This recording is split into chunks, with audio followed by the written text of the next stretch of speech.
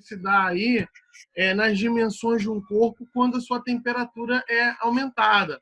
Então, ao aumentar a temperatura de certos materiais, você aumenta o crescimento também dele, né?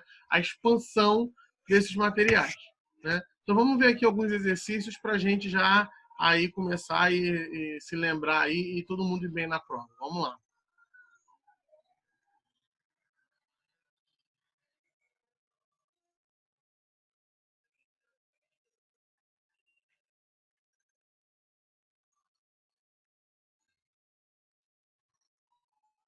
Opa, voltei. Então, olha só. Em uma viagem pelos Estados Unidos, uma família percebeu que seu filho está febril e procura um hospital. Nos Estados Unidos, os termômetros utilizam a escala Fahrenheit. E antes do menino ingressar no pronto-socorro, foi aferida a sua temperatura corporal, que era de 98,4 graus Fahrenheit. Com base no dado fornecido, bom, aí tem algumas opções aí, né? Na letra A ele está falando que o menino tem 41,3 graus Celsius, na letra B tem 36,9, na letra C tem 37,5. Como que a gente faz para saber qual é a correta, né? Qual é aí que está valendo? Bom, tem que fazer uma conversão, tem que utilizar a escala termométrica para estar fazendo isso, né?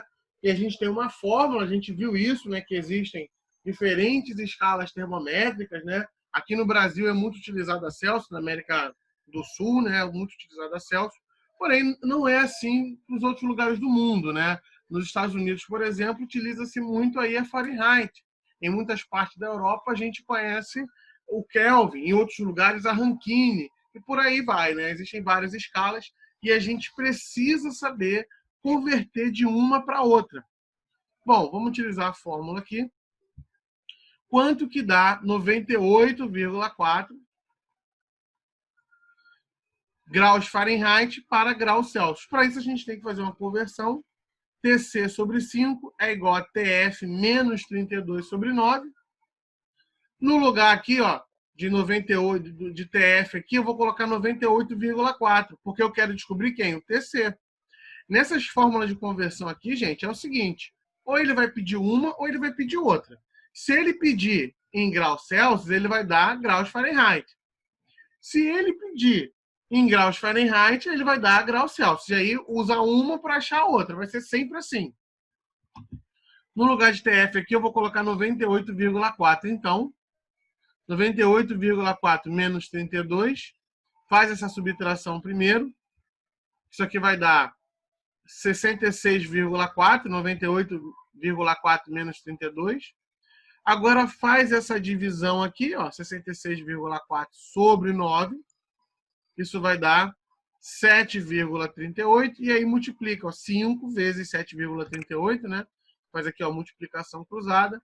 Então, essa temperatura aqui em graus Celsius vai ser igual a 36,9. Qual é a opção aqui para a gente? Letra B. Não há motivo de preocupação, já que a temperatura corporal do garoto, na escala Celsius, é de 36,9. Não há motivo de preocupação, né? A gente sabe que só é considerado febre aí, febril, o que for, quando está acima de 37,5, né? Como ele está abaixo aí, só tem que ficar de observação e tal. Mas é muito importante saber fazer esse tipo de conta, né? Esse tipo de conversão aí de um para outro.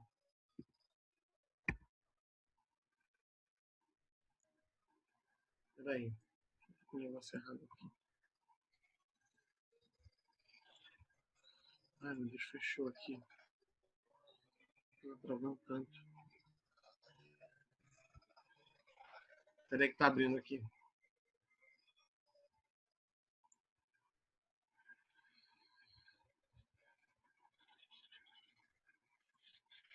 Vamos continuar. É impossível medir a vibração de cada molécula de um corpo isoladamente.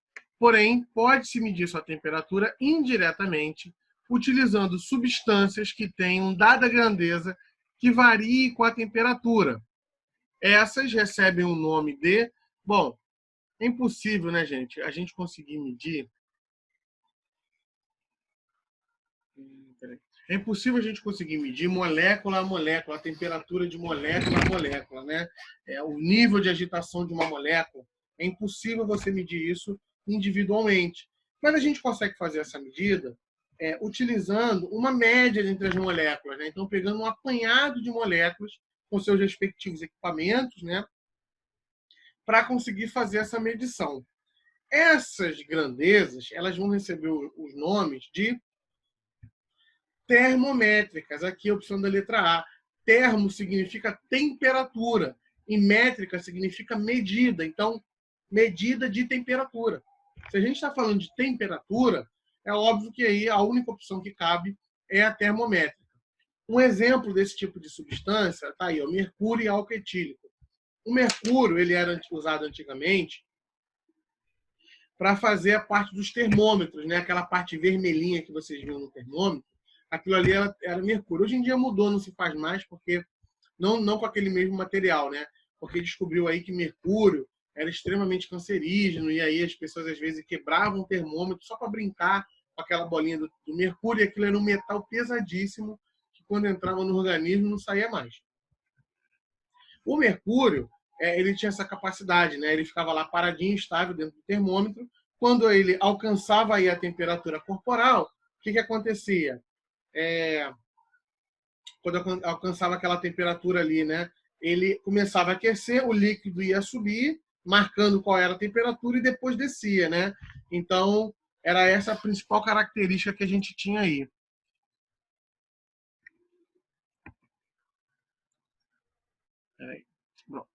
Então, letra A, termométrico. Número 3. Analise as seguintes afirmações sobre conceitos de termologia. 1. Calor é uma forma de energia. 2. Calor é o mesmo que temperatura. 3. A grandeza que permite informar se dois corpos estão em equilíbrio térmico é a temperatura. Bom, vamos lá. O calor ele é uma forma de energia. A 1 está certa. Ele é uma energia em trânsito. Ele está se transitando. Ele está se transferindo de um corpo para o outro, né? E o calor ele é sempre transferido do corpo de maior temperatura para o corpo de menor temperatura. Sempre vai ser assim. Na 2, calor é o mesmo que temperatura. Isso é falso, não tem nada a ver. Calor é uma energia em trânsito e temperatura tá ligada diretamente ao nível de agitação das moléculas. Se as moléculas estiverem muito agitadas, a temperatura é muito alta. Se as moléculas estiverem pouco agitadas, a temperatura é muito baixa. Então a 2 está errada. E a opção 3, a grandeza que permite informar se dois corpos estão em equilíbrio térmico é a temperatura. Então, aqui, correta aqui é a 1 e a 3. É a grandeza que informa aí se dois corpos possuem equilíbrio térmico. O que é isso? Se dois corpos possuem a mesma temperatura, é a temperatura. Então, opção 1 e opção 3 estão corretas.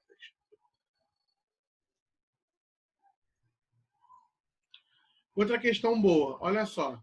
A massa de ar frio polar continua influenciando o tempo em Santa Catarina.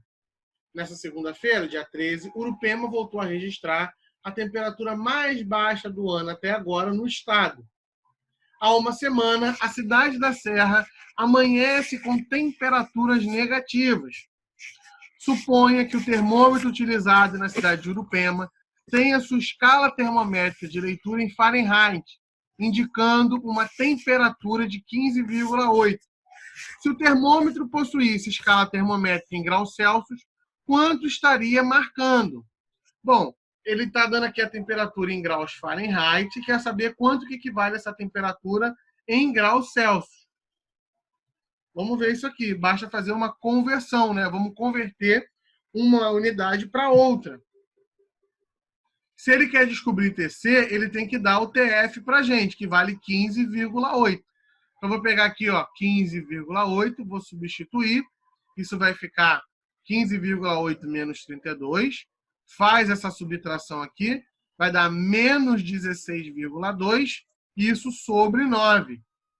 Fazendo essa divisão aqui agora, ó, divide, vai dar menos 1,8. E agora basta multiplicar com 5 aqui, ó, 5 vezes menos 1,8 vai ser igual a menos 9 graus Celsius. Então, 15,8 é igual a menos 9 graus Celsius. Está muito frio nessa cidade, né? Bastante frio. Para a gente, para nós carioca, então é muito frio. A gente, quando chega em 20 graus Celsius, a gente já não aguenta mais. Imagina menos 9, né? É muita coisa. Bom, isso aí, gente, basta usar essa fórmula de conversão de unidade aí para vocês conseguirem fazer esses exercícios aí tranquilamente, tá? Vocês vão ter acesso à calculadora, vão poder usar a calculadora, vão poder usar o material, né? Vão poder usar as fórmulas. Então, sem grande dificuldade. É só saber aplicar mesmo, onde vocês vão colocar esses valores e interpretar aí o que a questão está pedindo. Tá? Acho que a nossa prova está bem condizente com o que a gente viu em aula. Vamos ver isso aqui. Ó. Um copo de água está a temperatura ambiente de 30 graus Celsius. Joana coloca cubos de gelo dentro da água. A análise dessa situação permite afirmar que a temperatura da água irá diminuir porque, olha o que está acontecendo aqui. Ela está pegando um copo d'água que está a temperatura ambiente, né? A água vai estar morna, né? Vai estar nesse estado. E ela vai pegar 2 cubos de gelo. Os cubos de gelo a gente sabe que ele está em 0 graus Celsius. Por quê? Esse é o estado de fusão do gelo. Tá?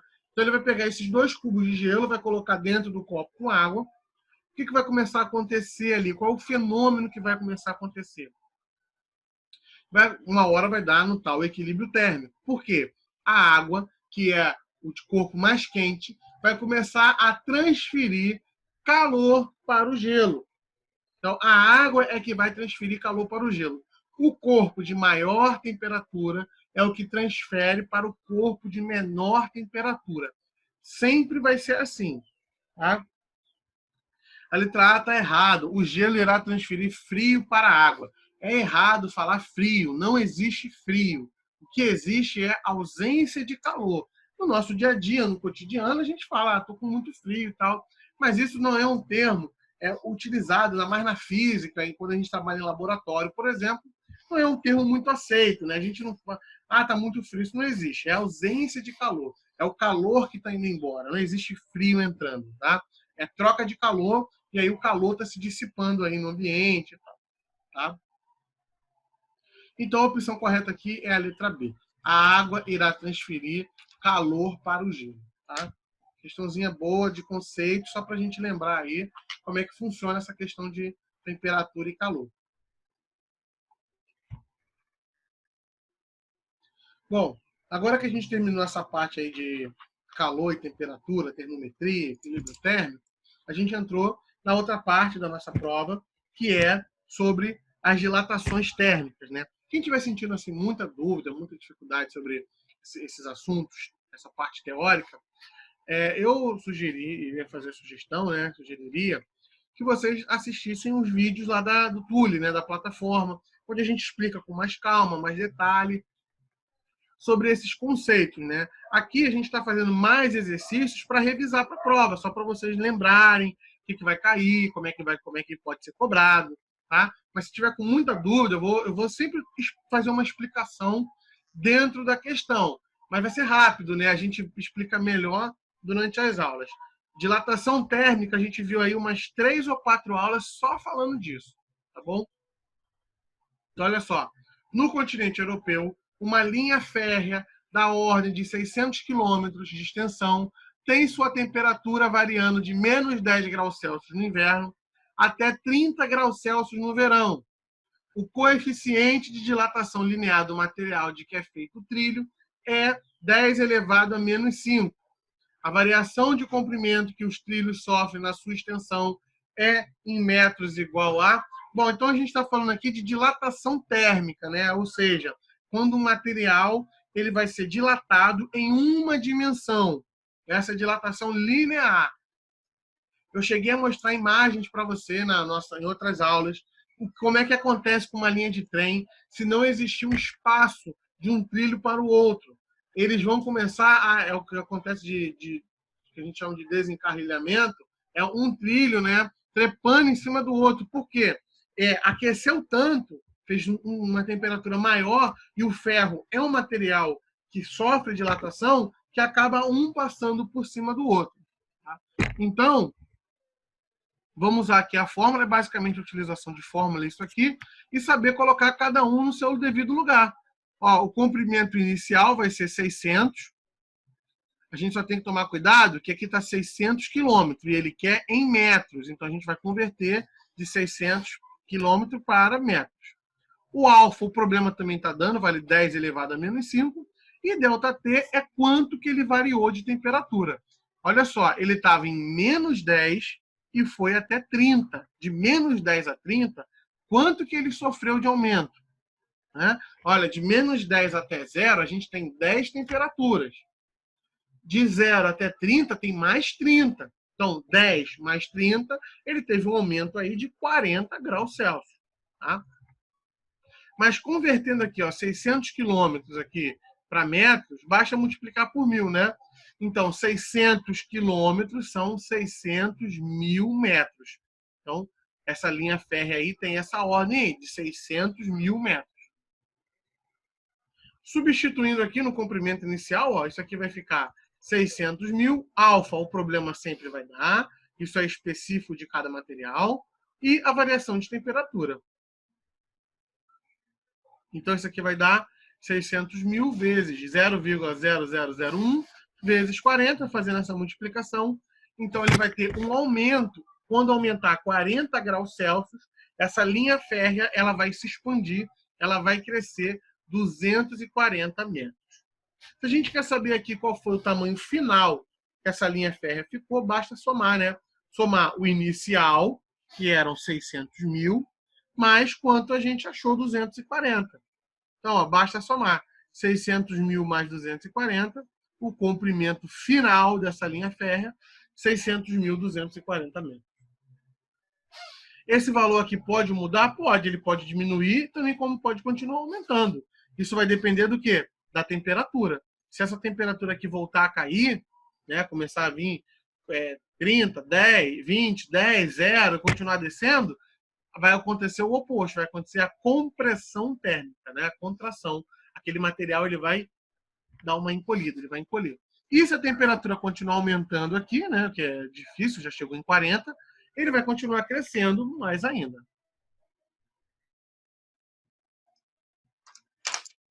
Se tiver dúvida, perguntem, tá? Eu paro aqui e explico de novo.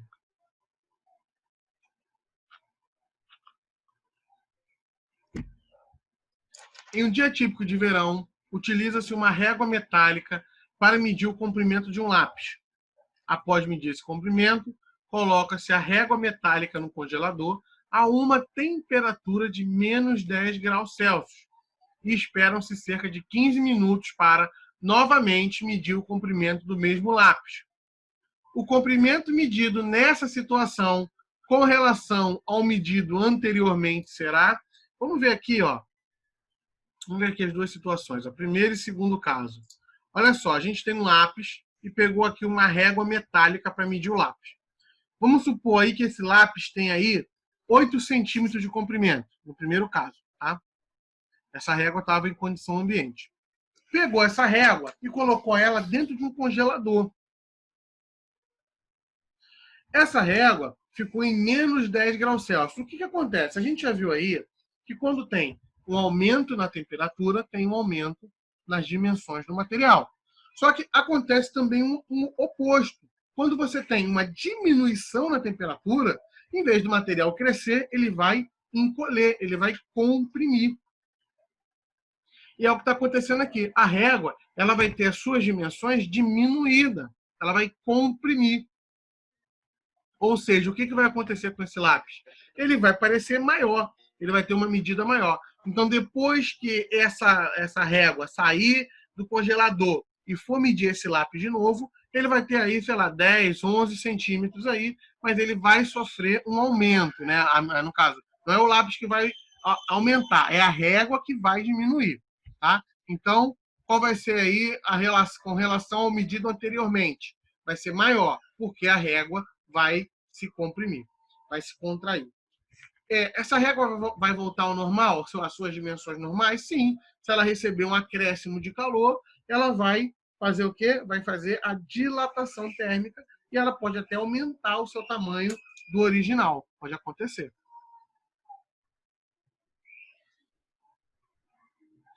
Determinado material tem coeficiente de dilatação linear de 1,5 vezes 10 elevado a menos 5. O coeficiente de dilatação superficial desse mesmo material é de... Bom, pessoal, essa questão aqui é muito fácil. Se caiu uma dessa aí, não dá para errar. A gente sabe aí que tem três tipos de crescimento, né? Tem o linear, tem o superficial e tem o volumétrico. O linear ele só ocorre em uma dimensão. O superficial ele ocorre em duas dimensões. E o volumétrico ocorre em três dimensões. Então, aqui, ó, o alfa é o coeficiente linear e o beta é o coeficiente superficial. Se o alfa ocorre em uma dimensão e o beta aqui ocorre em duas, a gente pode dizer que o beta é duas vezes o alfa. Se o beta é duas vezes o alfa vai ser a metade do beta, né? Se um é o dobro do outro, o outro vai ser a metade. Bom, ele está falando aqui que o alfa vale 1,5.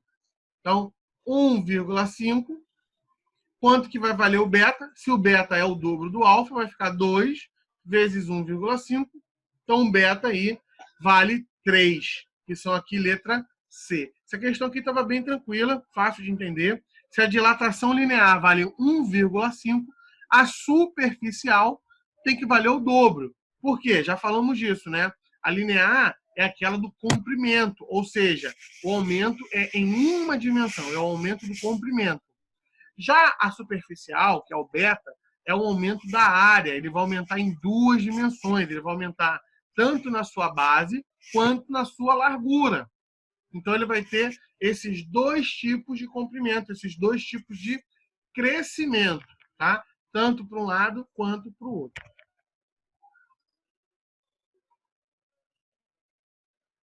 Vamos ver agora um exemplo de dilatação volumétrica. No tanque de uma fábrica está contido um líquido cujo volume é 6 litros e a sua temperatura inicial é de 10 graus Celsius. Se a sua temperatura subir para 15 graus Celsius, qual será a quantidade derramada desse líquido? Considere o coeficiente volumétrico desse líquido igual a 1 vezes 10 elevado a 1 sobre graus Celsius. Bom, ele não disse qual era o líquido, mas também a gente não precisa saber. A gente só precisa colocar aqui a fórmula da dilatação volumétrica, né? Isso aqui é tudo baseado em fórmula. Qual é a fórmula? Ó, variação do volume é igual coeficiente de dilatação volumétrica, ó, tá aqui, vale 1 vezes 10 elevado a 1. Qual é o volume inicial desse líquido? Também está aqui, ó, ele tem 6 litros. E qual é o aumento da sua temperatura? Ele estava em 10 graus Celsius e foi para 15. Ele estava em 10 graus Celsius aqui e foi para 15. Ou seja, de 10 para 15, ele aumentou 5 graus Celsius. Só substituir aqui, né? Isso aqui vai dar, ó, 1 vezes 10 elevado a 1, vezes 6, vezes 15 menos 10. 1. Ó, 10 elevado a 1 vai dar 10, 10 vezes 1 vai dar 10. Então, 10 vezes 6 vezes 5, isso aqui vai dar 300 litros. Então, com um aumento de 5 graus Celsius, esse líquido, esse fluido aí que a gente não sabe qual é, ele vai ter um aumento aí de 300 litros. Ou seja, ele vai derramar aí 300 litros. Cada material vai ter o seu coeficiente de volumétrico, né? Vai ter as condições de aumento de temperatura, vai dizer qual vai ser o volume inicial do produto.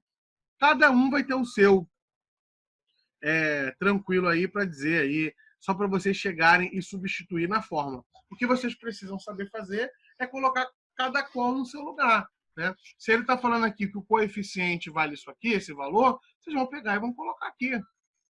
Se o volume inicial é 6, tem que colocar aqui 6. E depois multiplica tudo aí para chegar no valor.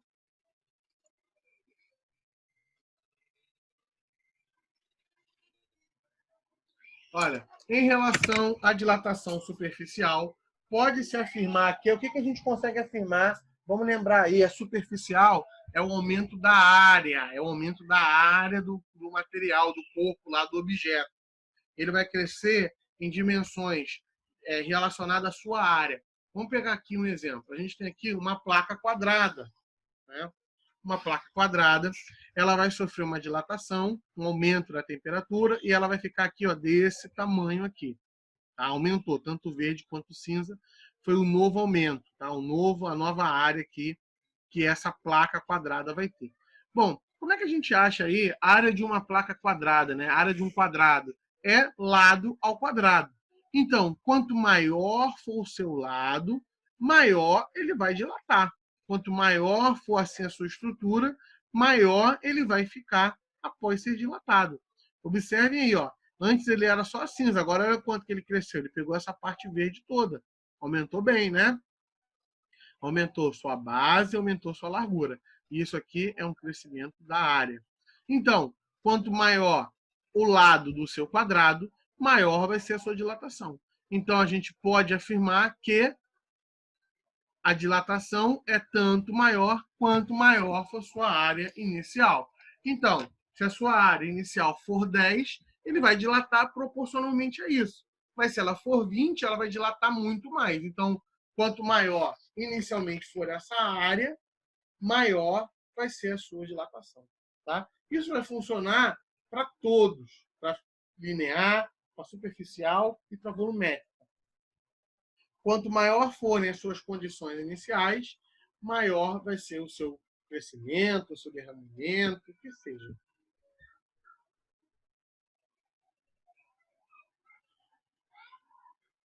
Uma trena de fita de aço foi corretamente calibrada em um ambiente cuja temperatura era de 25 graus Celsius. Na calibração, foi aferido que, de fato, a trena possuía 5 metros de comprimento. Essa mesma trena foi utilizada em um local extremamente frio, com temperatura ambiente em torno de menos 30 graus Celsius. Qual é o comprimento máximo que essa trena medirá nessas circunstâncias? Bom, olha só. Essa trena foi usada em 25 graus Celsius e media 5 metros. Se essa trena for levada para um local extremamente frio, quanto que ela vai medir? A gente já falou aqui, falamos o seguinte, né? Que quando ocorre aumento de temperatura, acontece aumento do corpo. Mas quando tem o oposto, diminuição de temperatura, ocorre o fenômeno de contração do corpo. Aquele corpo ele vai diminuir o seu tamanho, né? Já vimos isso, já falamos sobre isso. Então, como é que vai ficar isso aqui? Qual era o comprimento inicial dele? 5. Esse 1 aqui faz parte da fórmula, mais quanto equivale o coeficiente linear dessa trena? Está aqui, ó. Alfa é igual a 1,2 vezes 10 elevado a menos 5. E quanto foi que ele aumentou? Olha, ele era menos 30, ele era de 25 até menos 30. De 25 até menos 30. Quanta temperatura tem aí? Isso aqui vai dar menos 30 menos 25, vai dar menos 55. Fazendo essa multiplicação aqui, vai dar menos 0,00066. Pode somar com esse 1 aqui, vai dar 0,99934. E aí multiplica com esse 5 que está aqui fora, para facilitar. A gente vai ter aqui um comprimento final de 4,997. Foi pouco, né? Assim, de 5 para 4,997, essa trena ela comprimiu pouco. Mas mesmo assim, ela comprimiu, sofreu uma compressão. Se a gente fizer aqui 5 menos 4,997, vocês vão ver aí que ela só reduziu o seu tamanho em 0,003. É quase imperceptível isso a olho nu, né? Se você for observar assim, tu nem vai perceber que essa trena diminuiu tanto, mas ela sofreu essa diminuição quando foi levado para um local extremamente frio. Tá? Isso é só para mostrar para vocês que acontecem essas duas situações, tanto quando está muito frio, quando está muito calor.